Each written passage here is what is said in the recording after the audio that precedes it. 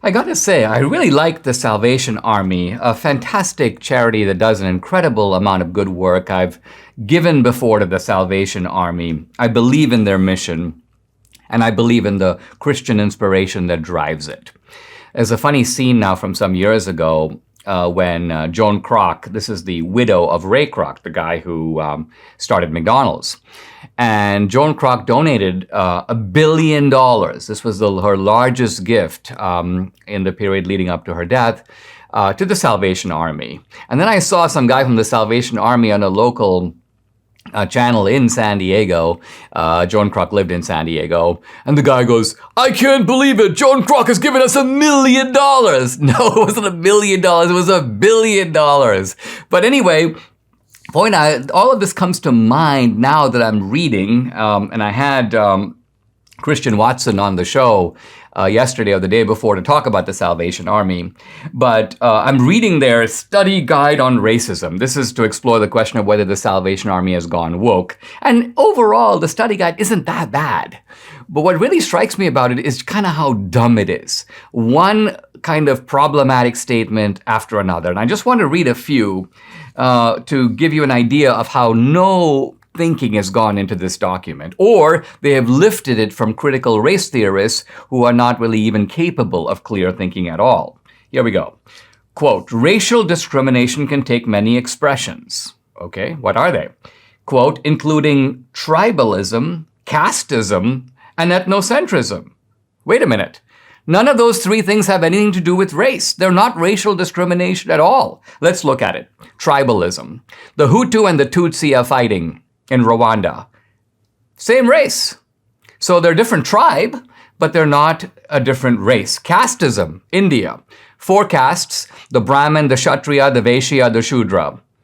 But all the Indians are the same race. They're all Asian Indians after all. So this is not racial discrimination. Yeah, it's discrimination. It's caste-based discrimination. Yeah, it is hereditary, but it has nothing to do with race. Ethnocentrism.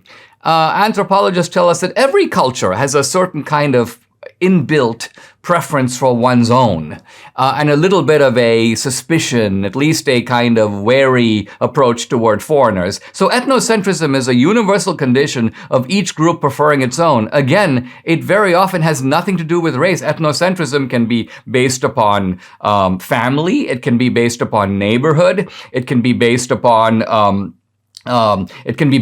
religion, but the one thing it is typically not based upon is race. So there's a confusion of categories here. Let's go on to another statement. Genetically, says the Salvation Army, and biologically, Anglo-Saxons, Asians, Africans, Latinos, etc., are identical. First of all, half of these groups aren't races. You know, Anglo-Saxon may be a kind of quasi-racial category. Asian is a continental category, which has different racial groups. Asian Indians are different from Chinese. We're a continent, not a race. Africans, South Africans, a lot of white South Africans, Latinos are joined by and large by speaking the Spanish language and having hereditary roots in Spain, but of course with all kinds of different mixed race mixtures thrown in there. To claim that genetically these groups are identical is just an idiotic statement. First of all, even among races, there are in fact genetic and biological differences. If there weren't any differences between races, the races would be identical. You wouldn't be able to tell one from the other. The very fact that we can identify races shows that there obviously is some biological difference. And then the Salvation Army goes complete cuckoo on us by saying things like this. It is quite certain, not possible, it's quite certain that in a mysterious way we shall retain our ethnic identities in heaven. What? Wait a minute. Are they saying that by and large, when we get to heaven and we have spiritual bodies, we will be able to identify, oh, wait a minute, you're from the Congo. you're Latinx. Man, Dinesh, I'm a little surprised to see that you're the only Indian in heaven. Where are the other Indians? Are they in the other place? Let's look down there. So, first of all, what is the basis of these idiotic statements, Salvation Army? What have you become? Not only the poor man's anthropologist, but the poor man's theologian. I think it's better to just focus on the bell. I think it's better to back up.